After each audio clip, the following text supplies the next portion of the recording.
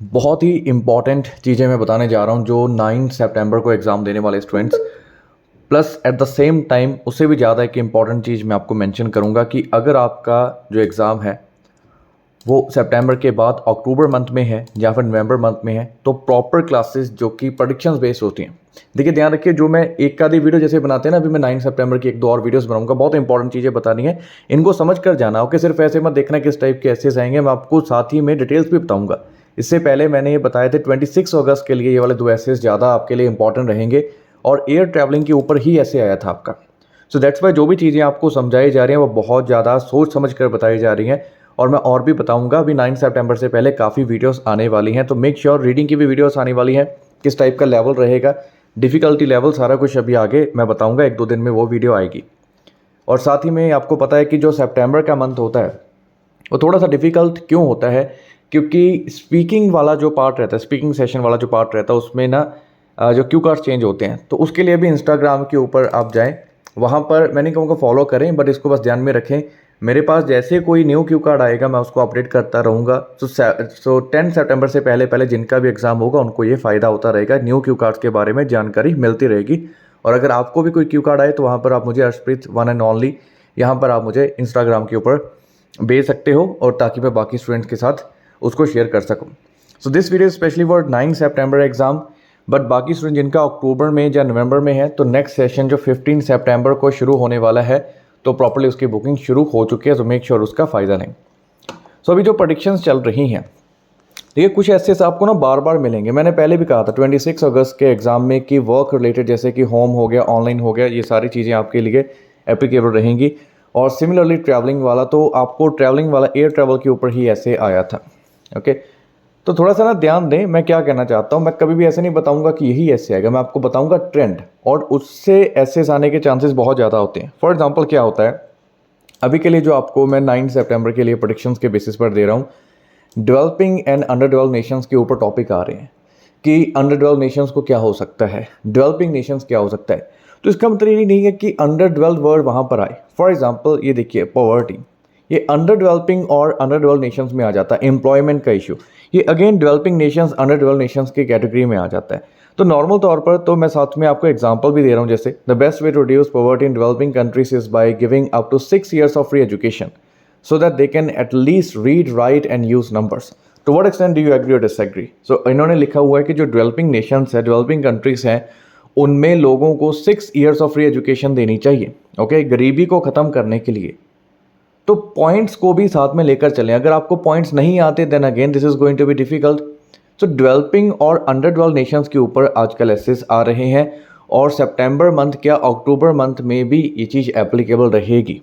Okay, तो लिखा है कि 6 years ऑफ फ्री एजुकेशन देनी चाहिए provide, so that they can at least read, right and use numbers. Okay, अगर कोई लोग थोड़ा बहुत नेगेटिव लिखना चाहते हैं इसमें, okay, let's say someone wants to go a bit negative in this case, तो लिख सकते हैं इसकी वजह से इकॉनमी के ऊपर इफेक्ट पड़ेगा, it will effect the economy और जीडीपी ऑफ दैट नेशन। क्यों रहेगा? Because a large proportion will be used for teaching for free, for teaching students for free, या फिर providing education for free to these children और for people of this age. Okay, so this ages लिखेंगे, तो वहाँ पर आप थोड़ा बहुत नेगेटिव लिख सकते हो, अदरवाइज हम इसको पॉजिटिव ही लिखेंगे। This is definitely going to pay off at a larger scale. अगर हम लंबे समय की बात करें, for long period of time, for a proper vision, this is going to be highly beneficial.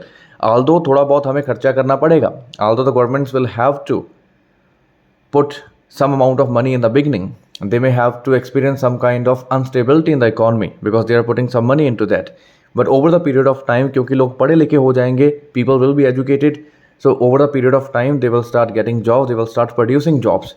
तो एक पॉइंट आप इस तरीके से लिख सकते हो। सेकंड जो क्वेश्चन आपके लिए मैं लिखूंगा कि दूसरा टॉपिक जो आपने ध्यान में लेकर चलना है, that is health and nutrition, health के ऊपर।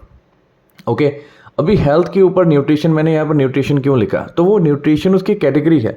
हेल्थ के ऊपर टॉपिक बहुत सारे आ सकते हैं। Okay, there are so many topics that are related to health, परंतु हेल्थ के लिए जैसे क्या हो सकता है, तो एक बहुत इंपॉर्टेंट चीज़ बताता हूँ। जैसे आजकल एक ऐसे बहुत इंपॉर्टेंट चल रहा है हेल्थ के रिगार्डिंग, काफ़ी जगह पर क्या हो चुका है कि एम्प्लॉयज़ के जो वर्किंग डेज है, they have been reduce to 4 from 5।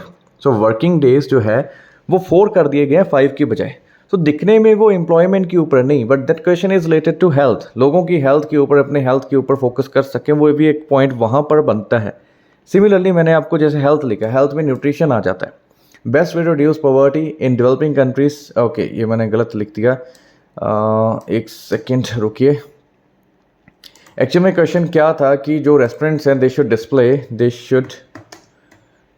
Display, तो मैं लिख देता हूँ फटाफट, display the nutritional value. So nutritional value समझते हो क्या होता है?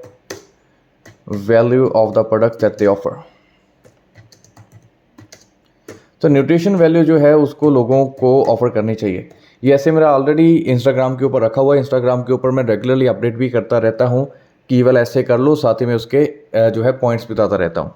सो न्यूट्रिशन वैल्यू अगर हम प्रोवाइड करेंगे this is going to be beneficial और नॉट, सो डेफिनेटली हम कहेंगे this is going to be beneficial. लोग जो है अपने हेल्थ गोल्स के according they will be able to make decisions, so लोग अपने डिसीजंस को जो बना पाएंगे। सेकेंड चीज़, अगर कोई थोड़ा बहुत नेगेटिव लिखना चाहे कि नेगेटिव हो सकता है, रेस्टोरेंट्स वगैरह को काफ़ी ज़्यादा एफर्ट करने पड़ेंगे न्यूट्रिशन वैल्यू करने के लिए, but this will be just one time effort. So एक टाइम का एफर्ट रहेगा, एक बार रेस्टोरेंट्स को जरूर तंग होना पड़ेगा, बट आफ्टर दैट उनको ये चीज़ बेनिफिट करेगी। थर्ड टाइप का जो टॉपिक आपके लिए आ रहा है वो एंटरटेनमेंट टाइप ऑफ एसेस आ रहे हैं। एंटरटेनमेंट में क्या हो सकता है? Entertainment there are so many things, okay. Entertainment में हो सकता है कि लोगों के लिए म्यूजियम्स फ्री होने चाहिए कि नहीं, that is related to entertainment, okay. क्या जो मूवीज़ वगैरह हैं, एक स्पेशल मैं आपको चीज़ बताता हूँ, क्या सिनेमास आजकल रेलेवेंट हैं कि नहीं? आजकल की दुनिया में क्या सिनेमास का रोल है भी कि नहीं है? आप कहोगे कि बहुत सारे जो मीडिया प्लेटफॉर्म्स आ चुके हैं, ओटीटी प्लेटफॉर्म्स आ चुके हैं, जिसकी वजह से लोगों ने अभी एंटरटेनमेंट के लिए सिनेमास में जाना बंद कर दिया। तो समझ रहे हो ना, वो भी एक इसी चीज़ की कैटेगरी में है। दैट्स वाई मैं चाहता हूँ कि आप एक हाई लेवल के स्टूडेंट बने। जब मैं आपको टॉपिक प्रोवाइड करता हूँ तो मैं चाहता हूँ कि आप ट्रेंड को पकड़ें।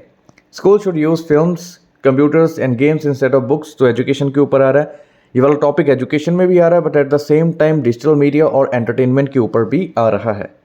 सो होपफुली आप लोग इसको समझ रहे हो। नेक्स्ट अभी एक और वीडियो भी आएगी 9 सितंबर से पहले, प्लस रीडिंग की काफ़ी वीडियोस आने वाली हैं। बट अगर किसी के पास सिस्टमेटिक टाइम है, systematic approach if you want to use, then this is the thing that you need to do. ध्यान रखिए कि जो आपको प्रोडिक्शंस 30 डेज में दी जाती है वो वे मोर इफेक्टिव होती हैं। अभी मैं आपको सिर्फ टाइप बता रहा हूँ, बट जो 30 डेज में रेगुलर बेसिस पर मैं चेंज करता रहता हूँ कि आज ये कीजिए, कल वो कीजिए, जो कि क्लास में करवाया जाता है, तो उसके चांसेस तो साथ ही में डिट्टो का डिट्टो आने के पूरे ही होते हैं। Thank you so much.